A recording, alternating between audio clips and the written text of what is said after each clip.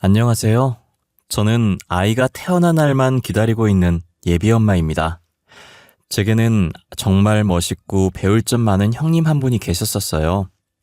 지금은 아주버님과 이혼하셨지만 여전히 저와는 언니 동생 하면서 연락하고 지내세요. 얼마 전엔 형님께서 임신 축하한다고 선물까지 보내주셨어요. 이혼한 뒤에도 연락할 만큼 제가 많이 좋아하고 존경하는 형님에게 최근 일어났던 일을 여러분들께 들려드리고 싶어서 이렇게 사연을 쓰게 되었습니다. 저는 남편과 대학생 졸업반이었을 때 다른 과였으나 제가 학점이 모자라 들은 교양 수업에서 만나 캠퍼스 커플로 연애를 하고 각자 취직을 한 후 어느 정도 자리 잡고 결혼까지 하게 되었습니다. 남편에게 프로포즈를 받고 남편 집에 인사드리러 갔을 때 처음 형님과 마주하게 되었어요. 시어머니께서는 저를 보자마자 버선발로 뛰어나와 두 팔 벌려 환영해 주시더라고요. 이 정도로 환대받을 거라는 생각을 못해서 당황스럽다가도 저를 좋아해 주시는 것 같아서 기쁘더라고요. 대충 시댁을 훑어봤는데 거실엔 시어머니와 아주버님이 나란히 앉아 계셨고 누군가 주방에 달그락거리며 바삐 왔다 갔다 하는 그림자가 보이더라고요. 시아버지는 일찍 돌아가셔서 안 계신다는 소리를 들었는데 과연 누가 주방에 계신 걸까 싶었어요. 시어머니께서는 멀리서 오느라 고생 많았다고 얼른 앉으라고 하면서 저를 데리고 앉히시더라고요. 제가 가지고 온 한우를 보며 뭘 이런 거 가지고 왔냐고 하시면서도 입은 귀에 걸려 있으셨어요.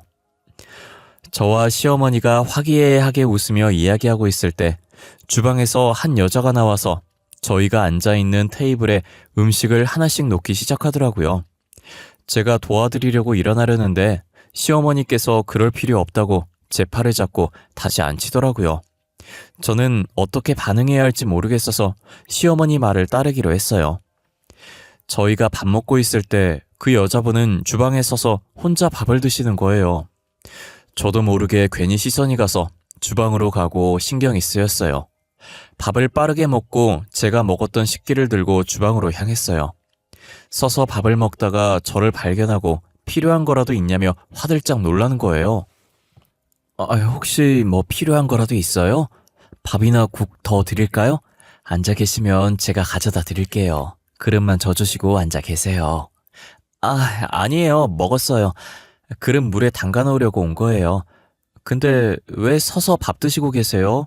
불편하게. 저는 괜찮아요. 항상 이렇게 먹어서 익숙해요. 어머님이랑은 많이 이야기하셨어요? 도련님이랑 너무 잘 어울려요. 이제 결혼하면 서방님이라 불러야 하나? 네? 서방님이요? 혹시 형님 되실 분이세요? 질문이 이상한가? 제가 너무 무례하게 여쭤봤죠. 죄송해요. 딱히 적절한 말이 떠오르지가 않아서. 아니에요. 전혀요. 앞으로 잘 지내봐요. 조만간 형님 동서 사이 될 텐데 저는 동서 좋은 사람 같아요. 처음 보자마자 느꼈어요. 제가 관상을 좀 볼 줄 알거든요. 주방에서 바삐 움직이던 분이 다름 아닌 제 형님이었어요. 형님이라는 걸 알고 나서 왜 주방에서 서서 밥을 먹고 혼자만 쉬지 않고 움직이는지 의아하더라고요. 하지만 더 물었다간 정말 무례한 행동일 것 같아서 속으로만 생각한 채 형님과 인사를 하고 나왔어요. 남편 집에서 나오는 순간까지도 찝찝한 상태로 계속 있었어요. 저는 집으로 돌아가는 차 안에서 남편에게 슬쩍 물었어요. 오빠, 주방에 계시던 분 말이야. 그분이 형님이시더라? 근데 왜 우리랑 같이 밥을 안 먹는 거야? 아까 혼자서 주방에서 서서 드시던데. 나도 보고 있으면 안쓰러워. 엄마가 형수님 못 잡아먹어서 안달이라니까. 이게 이야기하자면 좀 긴데 형수님 집안이 못 살거든? 잠깐만, 형님 집안 못 산다는 이유로 저렇게 식모처럼 부려먹으신다고? 어쩐지 나를 그렇게 반기시더라. 나 이렇게 집안 보면서 차별하는 거 진짜 싫어하는 거 알지? 알지. 일단 들어봐. 형수님이 혼전 임신을 해서 형이랑 결혼한 거였거든. 집안 보면 반대하고 싶은데 아이 때문에 허락한 거야. 근데 결혼하고 얼마 안 지나서 유산을 한 거지. 형님이 유산을 했다고? 왜? 몸이 안 좋으셨던 거야? 아까 본 것처럼 그렇게 사람을 부려먹는데 몸이 나만 하겠어? 엄마가 유산시킨 거나 마찬가지지. 그 뒤로 구박이 더 심해졌어. 아무래도 애 때문에 결혼 허락한 거니까. 진짜 불쌍해 죽겠어. 아니, 임신한 사람을 부려먹었다고? 오빠한테는 어머님 욕하는 것 같아서 미안하지만 같은 여자로서 참을 수가 없어. 어머님 진짜 너무한 거 아니야? 알고 보니 형수님은 아이를 가지는 바람에 아주버님과 결혼을 하게 되었는데 시어머니께서 시집살이를 시켜서 무거운 짐을 들고 왔다 갔다 하다가 유산을 하게 된 거예요. 가뜩이나 못 사는 집안이라 마음에 안 들었는데 결혼의 원인이었던 아이도 없어지니 시어머니께서는 형님을 무자비하게 구박을 하기 시작한 거죠. 저는 집안도 부유하고 직장도 좋은 곳 다니니 그렇게 버선발로 나와서 환대를 해주신 것이었고요. 잘 사는 저를 며느리로 맞이한 뒤부터는 형님을 괴롭히는 정도가 더 심해졌어요. 저는 친정 아버지께서 해준 신혼집에서 분가를 해서 시집살이를 당하지 않았어요. 시어머니께서는 시댁에 안 와도 된다고 했지만 형님이 걱정돼서 자주 방문하려고 노력했었어요. 그러다 우연히 형님을 쥐잡듯 잡고 있는 시어머니의 모습을 보게 된 거예요. 너는 지금 시집 온 지가 얼마나 됐는데 아직도 우리 입맛을 몰라? 네 입맛에 맞추지 말고 우리 입맛에 맞추라고. 내 말 못 알아들어? 어? 죄송해요 어머님. 제가 금방 다시 해올게요. 비슷하게 따라한다고 한 건데 계량을 잘못했나 봐요. 어찌 잘하는 게 하나도 없어. 끼니 하나 못 챙겨 먹을 정도로 가난한 집안 받아줬더니 밥도 하나 제대로 못하고. 에휴, 이 아까운 것들을 어떻게 할 거야? 어머님, 무슨 일이에요? 도대체 무슨 일이길래 형님 머리를 숟가락으로... 뭔데요? 국이 짜요? 아닌데, 맛만 있는데. 뭐가 문제인데요? 어머, 우리 막둥이 언제 왔어? 아유, 막둥이 입에 맞나 보네. 그럼 그냥 먹을까? 공주님은 주방에 들어오는 거 아니에요. 나랑 거실에서 TV나 보자꾸나. 그네, 너는 얼른 빨리 상 차리고. 아니에요 어머님, 저는 형님 도와드리고 같이 나갈게요. 제가 음식을 잘 못해서 형님한테 배울 것도 있어서요. 어머님 먼저 나가 계세요. 그러니? 하긴 너는 친정에서 가정부가 다 해줬으니까 요리를 한 번도 못 해봤겠구나. 그럼 나 먼저 나가 있으마. 너는 우리 막둥이한테 잘 가르쳐줘. 알겠니? 시어머니께서는 국이 자기 입맛에 안 맞다고 간을 보던 숟가락으로 형님 머리를 치시는 거예요. 제가 놀라서 시어머니를 막았고 시어머니는 저를 주방에서 내보내려고 하시길래 형님께 배울 게 있다는 핑계대고 시어머니만 내보내고 옆에서 형님을 도와줬어요. 시어머니는 나가면서까지도 제가 잘 산다는 것을 어필하면서 형님을 무시하더라고요. 괜히 제가 시집을 와서 형님 구박만 더 늘게 만든 것 같아서 죄송했어요. 제가 형님이었으면 저를 엄청 원망했을 텐데 형님은 저를 이뻐하시더라고요. 도와줘서 고맙다면서 제가 아니었다면 어떤 게 날라왔을지 모르겠다며 웃으며 농담을 하시는데 저는 그런 형님을 보고 이게 농담할 일이냐고 속상하다고 했어요. 자신은 익숙해서 괜찮다고 하는데 익숙하다는 말이 제 가슴을 더 후벼 팠어요. 얼마나 많이 당했으면 사람이 저렇게 무뎌질 수 있는 건가 마음이 아팠어요. 그렇다고 아주버님이 시어머니를 말려주거나 형님을 도와주는 것도 아니었어요.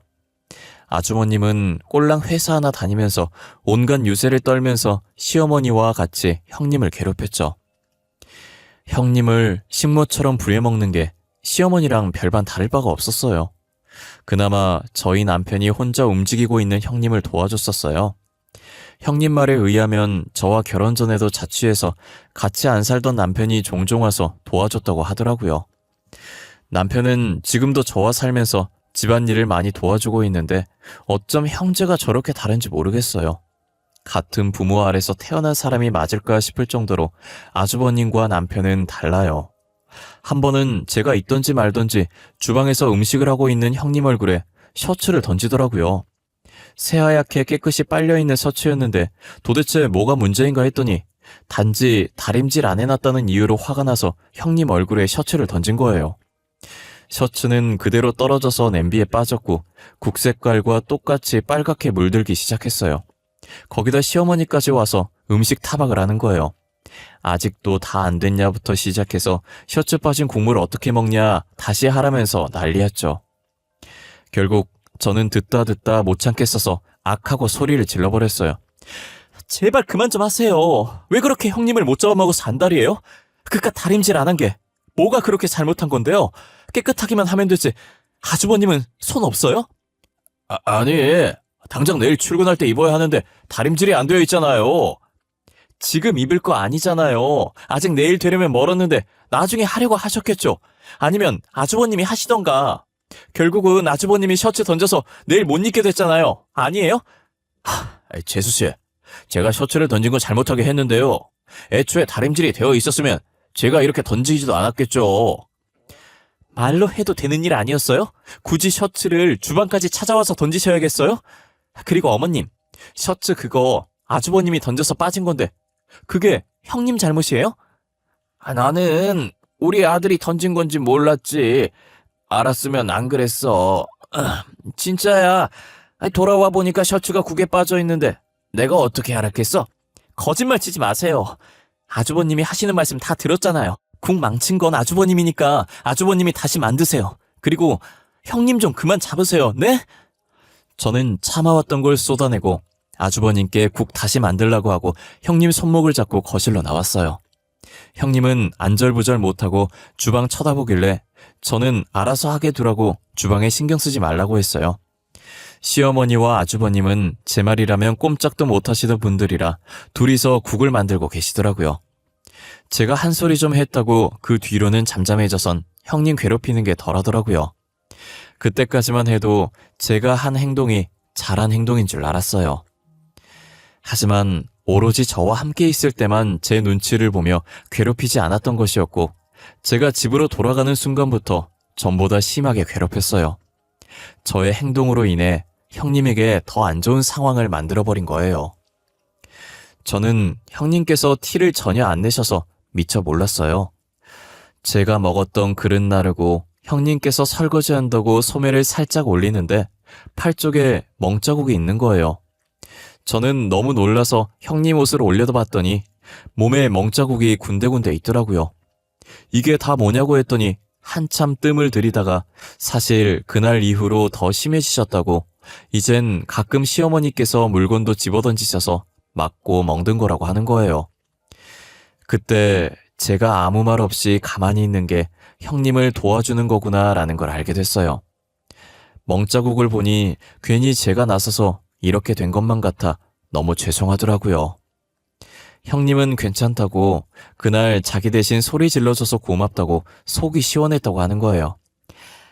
동서, 나는 괜찮아. 진짜야. 그날 나 대신 동서가 소리 질러줘서 고맙던데 내 속이 다 시원하더라니까. 그러니까 너무 미안해하지 마. 어떻게 그래요? 저 때문에 더 심해졌는데 제가 괜히 나서가지고 형님만 더 안 좋게 만들었어요. 어떡해요. 진짜 너무 죄송해요. 이렇게 될 줄은 정말 몰랐어요. 나 진짜 괜찮다니까. 나도 솔직히 소리 지르고 싶었거든. 근데 동서도 알잖아. 내가 소리 지르면 얼마나 욕을 하시겠어. 고민하고 있었는데 대신 질러줘서 너무 고마워. 그래도 제가 미안한 표정을 지으며 고개를 숙이자 형님은 제 손을 꽉 잡으면서 살짝 웃으셨어요. 그러더니 저희 남편이랑 하는 짓이며 성격이며 비슷한 게 끼리끼리 잘 만났다고 하시더라고요. 제 남편도 몇 번이나 그만하라고 했었고 항상 미안한 표정으로 형님을 본다는 거예요. 어쩜 똑 닮은 사람끼리 만났냐며 그런데 이런 표정이 더 힘 빠진다고 그냥 웃어달라고 하더라고요. 무슨 행동을 하던 형님은 구박받고 저는 이쁨 받는 이 상황에서 제가 어떻게 웃어주냐 말이에요. 그래도 자기 보고 웃어달라는 형님의 말에 씁쓸한 웃음을 지어주었어요. 사람이 저렇게 착해도 되나 싶을 정도로 바보같이 착한 형님은 시어머니가 아파서 잠시 며칠간 입원했을 때도 병간호를 다 해주더라고요. 저 같으면 그간 시어머니께서 했던 행동들이 미워서 병간호 못 해줬을 것 같은데 말이에요. 시어머니는 아파서 병원에 입원해 있는 와중에도 심술은 여전히 고약하셨어요. 병원밥이 입맛에 안 맞을까봐 제가 점심시간에 잠시 음식을 싸들고 방문했었거든요. 병실 문을 열자마자 제 눈앞에 음식을 뒤집어 쓰고 바닥에 떨어진 음식을 치우는 형님이 보이는 거예요. 도대체 무슨 일이냐고 했더니 병원에서 나온 미역국에 소금간이 적게 되어 있어 그런지 맛이 없다고 다시 가져가서 소금을 더 넣어서 간 맞게 해달라고 했다는 거예요.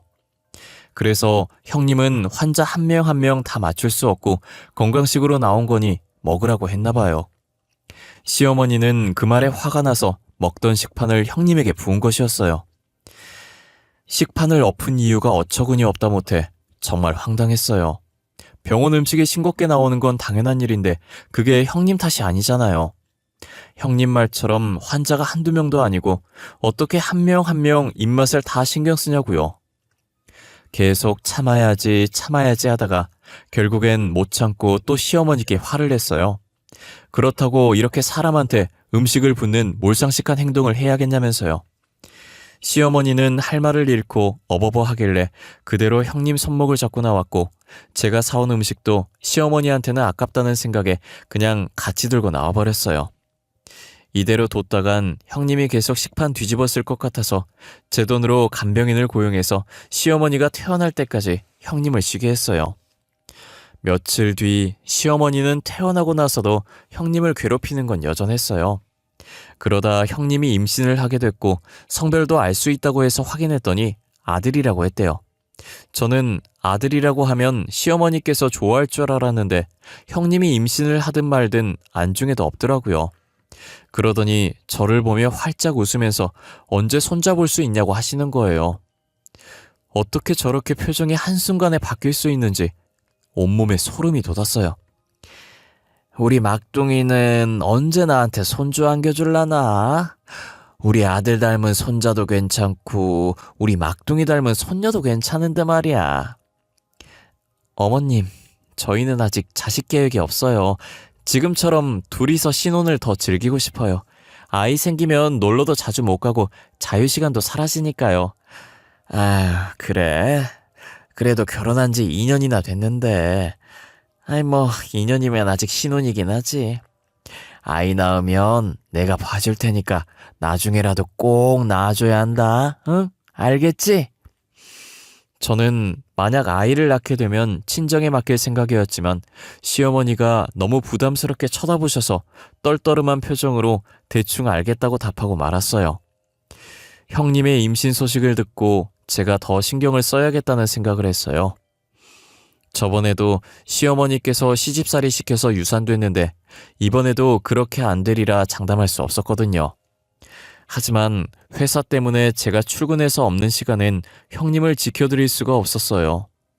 혹시나 무거운 거 들 일 있으면 가만히 놔두려고 최대한 민기적거리면서 시간 끌어주면 퇴근해서 제가 하겠다고 형님께 말씀드려 놨었어요.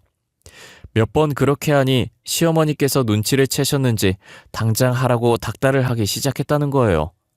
이 정도면 유산시키려고 일부러 그러는 거라는 생각밖에 들지 않았어요. 그래도 다행히 형님과 아이가 잘 버텨주고 있더라고요. 형님은 아무 생각하지 않고 태어날 아들 생각만 하기로 했어요. 아직은 8주차라 배가 튀어나올 정도로 큰 아이는 아니었지만 그래도 형님은 이 조그만 아이에게 의지가 많이 되는 것 같더라고요. 아무래도 자기 핏줄이니 이 아이가 유일한 자신의 편이라는 생각이 드나 봐요. 하지만 형님은 전생에 무슨 죄를 얼마나 지었길래 하늘이 이러시는지 며칠 지나지 않아서 고된 시집살이 때문에 스트레스를 받아서 형님이 또 유산을 하게 됐어요. 한번 유산을 경험했던 사람은 또다시 유산할 확률이 크고 나중엔 습관처럼 하게 된다고 하더라고요. 유산을 한 적 있던 형님은 더 조심했어야 했는데 끝이 없는 집안일 때문에 쉬지도 못하고 시어머니랑 아주버님이 옆에서 계속 괴롭히니 스트레스가 최고치로 올라 유산을 할 수밖에 없었어요.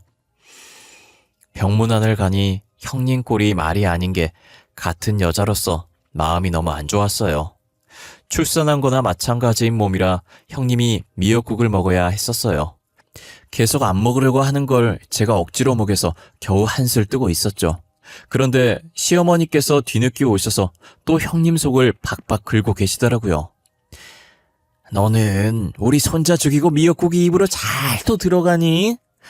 아유, 나 같으면 진작에 애 따라 죽었어. 한 번도 아니고 두 번이나 애를 죽여? 어머님, 가뜩이나 힘든 사람한테 왜 그렇게 말씀하세요? 형님은 유산 하고 싶어서 한 거예요? 아니잖아요. 지금 누구보다 힘든 사람이 형님이에요. 나는 그저 장남 닮은 손자 기대했는데 이렇게 되니까 그럴 거지. 막내 너는 왜 계속 저 못된 거 편만 드는 거야? 나도 속상해서 그랬어, 속상해서. 속상해서 그랬다고요? 속상하다고 사람 면전에 대고 그렇게 막말하는 사람은 없어요, 어머님. 제가 왜 형님 편만 드는지 잘 생각해 보세요. 그동안 어머님께서 형님한테 한 행동들 생각해 보시라고요. 제 말에 시어머니는 기가 찬다는 듯 허참 이런 소리 내면서 궁시렁거리고 있었고, 저는 남편한테 손짓으로 시어머니 데리고 나가라고 했어요. 형님은 아무 말도 못하고 눈물만 흘리면서 미역국을 먹는 둥 마는 둥 했어요. 형님께서 이거 다 먹을 때까지 안 나갈 거라고 하니 다시 숟가락을 들어서 억지로 먹더라고요. 아이 잃은 것도 슬픈데 시어머니까지 저렇게 난리치니 얼마나 서럽겠어요. 저는 더 이상 형님에게 힘든 일이 안 생겼으면 좋겠다고 생각했어요. 차라리 형님이 아주버님과 이혼을 하는 게 더 행복하지 않을까 싶기도 했고요. 도대체 왜 이런 취급받으면서도 이혼을 하지 않는지 모르겠어요. 저였다면 당시 아이를 가지고 있었다고 해도 바로 이혼했을 것 같은데 말이에요. 그리고 저는 이제껏 형님이 화를 낼 줄 모르는 사람인 줄 알았어요. 화내는 방법이 뭔지 몰라서 그렇게 당하고 사나 했는데 형님도 화를 낼 줄 아는 사람이었더라고요. 형님에게만 왜 계속 이런 일이 생기는지 모르겠는데 형님 어머님도 병으로 병원에 입원하게 된 거예요. 가뜩이나 형편이 어려워서 감기 걸려도 병원에 안 가고 버티던 형님이셨는데 어머님 병원비를 댈 수 있는 처지일 리가 없었어요. 저는 시어머니와 아주버님 몰래 형님을 불렀고 조금이나마 보태라고 100만 원을 건넸어요. 형님은 돈 봉투를 보고 놀라며 손사래를 치면서 안 받겠다고 했지만 제가 억지로 가방 안에 넣었고 다음에 어머니 완쾌하시면 밥 한 끼 사는 걸로 퉁치자고 했어요. 형님은 자신이 무슨 복으로 저 같은 동서를 뒀을까 하면서 숨죽여 오시더라고요.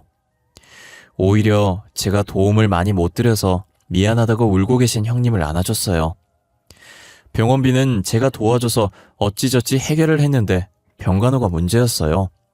형님이 어머님 병간호를 하러 가려고 하는데 시어머니와 아주버님이 가만 놔둘 리가 없었죠.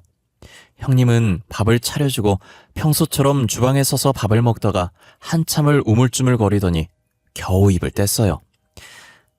어머님, 저 당분간 저희 엄마 병간호를 좀 해야 할 것 같아요. 엄마 몸 상태가 생각보다 많이 안 좋으신 것 같아서요.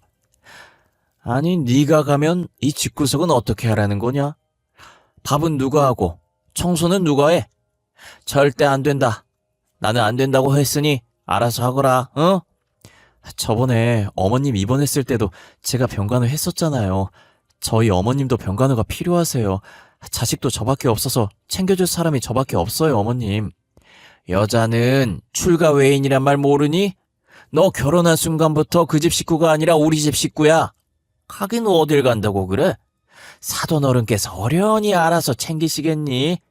그러니 너는 집에서 우리나 잘 챙겨. 그리고 병원비는 또 어떻게 할 거야? 저번에도 너 유산해서 병원비 우리가 냈는데 설마 이번에도 우리가 내야 하는 거냐? 혹시 너 우리 집 돈 다 너네 집 병원비로 축 낼 생각이야? 애 2번이나 떨어진 것도 화나는데, 어? 병원비까지 우리가 계속 대줘야 돼? 이래서 가난한 집구석을 받아주는 게 아니었는데. 에이. 집에서 식충이처럼 음식만 축내고 일도 안 하면서 맨날 첫날 아프대. 너네 가족 병원비 때문에 내가 돈을 못 모으는 거야. 에이, 내 돈 아까워 죽겠어. 형님의 눈이 붉어지면서 꽉 쥔 손을 부들부들 떨더니 그때였어요. 제가 형님을 말릴 틈도 없이 형님은 아주버님의 뺨을 향해 주먹을 꽂아버렸어요. 그래도 분이 안 풀리는지 아주버님의 양쪽 뺨을 짝 소리나게 계속 내리치더라고요. 저는 너무 놀라서 입을 막고 있었고 남편은 형님을 말리기 바빴어요. 형님은 자신을 말리는 남편의 팔을 뿌리치더니 시뻘개진 눈으로 시어머니를 바라봤어요. 처음 보는 형님의 모습에 시어머니는 자신도 무슨 짓을 당할지 모른다는 생각에 몸을 덜덜 떨고 있었어요. 형님은 천천히 시어머니한테 다가가 앞에 있던 국그릇을 집어들더니 저번에 자신이 병원에서 당했던 대로 시어머니 얼굴에 그대로 국을 부어버렸어요. 어머님, 저한테 똑같이 당해보신 기분이 어때요? 기분 나쁘시죠? 저도 그래요. 나도 지금까지 당신들한테 당하면서 그런 기분이었다고 이제 알겠어요? 이게 진짜 미쳤나? 지금 이게 시애미한테 무슨 짓이야, 어? 왜요? 저는 이렇게 당해온 게 일상이었는데 겨우 한 번 그랬다고 그게 그렇게 기분이 나빠요? 저 도저히 이 집구석에 못 있겠어요. 그러니 이혼하겠습니다. 너 진짜 미친 거 아니야? 이혼? 네가 이혼을 말해? 네가 뭐 잘났다고 이혼을 한대? 이혼을 해도 내 쪽에서 해야지 왜 네가 이혼을 하겠다고 설치냐고! 설쳐서 미안한데 솔직히 너는 뭐가 그렇게 잘나서 큰 소리야? 꼴랑 회사 하나 다니면서 유세는 누가 보면 월급 많은 줄 알겠다? 그리고 내 병원비 어머님이 유산만 안 시켰으면 안 쓸 돈이었어. 쟤 지금 뭐라는 거냐? 내가 유산을 시켰다고? 내가 언제 유산을 시켰다고 그래? 네 몸에 하자가 있으니 2번이나 유산된 거겠지? 어디서 내 핑계야? 어머님, 양심이 있으면 그런 말 하시면 안 되죠. 양심이 없어서 하는 건가? 어머니께서 무거운 거 들라고만 하지 않았어도 애 유산될 일 없었어요. 안 옮겨도 될 가구들을 한날은 여기로 옮기라고 했다가 다른 날은 또 저기로 옮기라고 했다가 쓸데없이 매일같이 가구 위치들을 바꾸라고 해서 그거 들고 다니다가 형님이 유산된 거였어요. 그리고 형님이 유산된 후에 가구를 옮기라는 말을 더 이상 하지 않았다고 하더라고요. 형님의 말이 맞다면 시어머니께서 일부러 유산이 되게끔 무리한 일을 시킨 게 분명했죠. 형님은 평소에도 언제든 이혼할 생각으로 이혼 서류를 작성해 서랍에 두고 계셨는지 안방에 가서 자신의 인적사항만 적혀있는 서류를 들고 나와 아주버님께도 쓰라고 했어요. 아주버님은 절대 이혼 안 해줄 거라며 쓸 수 없다고 버티셨고 저는 형님을 도와드리기 위해 아주버님이 계속 그렇게 나오면 제가 대신 이혼 소송을 준비해주겠다고 했어요. 저는 시어머니가 형님께 물건 던져서 생긴 멍자국도 다 찍어뒀다고 그 사진을 증거로 제출해서 폭행까지 엮어 이를 더 키워보겠다고 했죠. 아주버님은 어쩔 수 없이 이혼 서류에 도장을 찍어야 했고 합의 이혼으로 마무리를 했어요. 그렇게 형님과 저도 남남이 되었고 남편도 진절머리가 나서 시댁과 완전히 연을 끊어버렸어요. 형님은 여전히 저를 이뻐하셨고 저희 부부와는 계속 연락을 하며 지냈어요. 제가 계속 형님이라고 부르니 자신은 더 이상 형님이 아니라며 언니 동생 하자고 하더라고요. 저는 뭐든 좋다고 그렇게 하자고 했고 지금은 전보다 훨씬 더 가까운 사이가 됐어요. 형님이 무엇을 하든 남편과 같이 응원해주고 있어요. 형님은 일을 하고 싶어 했는데 아무래도 시댁에서 집안일 하느라 경력이 없어서 이력서를 넣어도 받아주는 곳이 없더라고요. 그래서 저희 아버지께 부탁을 드려서 형님을 고용해보는 게 어떠냐고 했어요. 평소에도 되게 꼼꼼해서 일을 잘할 거라고 하니 아버지는 저를 믿고 형님을 회사로 불렀어요. 경력이 없다 보니 제일 밑바닥부터 시작하게 됐지만 형님은 그거라도 어디냐고 고맙다고 했어요. 형님은 정말 보잘것없는 조그만 일이라도 감사한 마음으로 했어요. 어떤 일이든 마다하지 않고 꼼꼼하게 실수 없이 해내서 아버지와 다른 직원들이 좋아했어요. 형님이 열심히 하니 금방 정직원도 됐고 자리도 하나 생겼어요. 저는 형님이 빠르게 성장하는 모습을 보니 괜히 뿌듯하더라고요. 형님은 저 덕분에 회사에 들어오게 된 건데 제 얼굴에 먹칠할 수 없어서 더 열심히 했다고 하더라고요. 저는 형님이 그 마음 변치 않고 앞으로도 지금처럼 열심히 일하면서 잡생각하지 않고 계속해서 꽃길만 걸었으면 하는 생각이 들어요. 그리고 시댁 식구들도 자신이 그동안 무엇을 잘못했는지 뼈저리게 느꼈으면 좋겠네요. 지금까지 저의 긴 이야기를 들어주셔서 감사합니다. 여러분들은 시어머니처럼 행동하지 마시고 늘 주변 사람들과 행복한 나날들을 보냈으면 좋겠습니다. 그러면 이만 마치겠습니다. 감사합니다. 오늘도 좋은 하루 보내세요.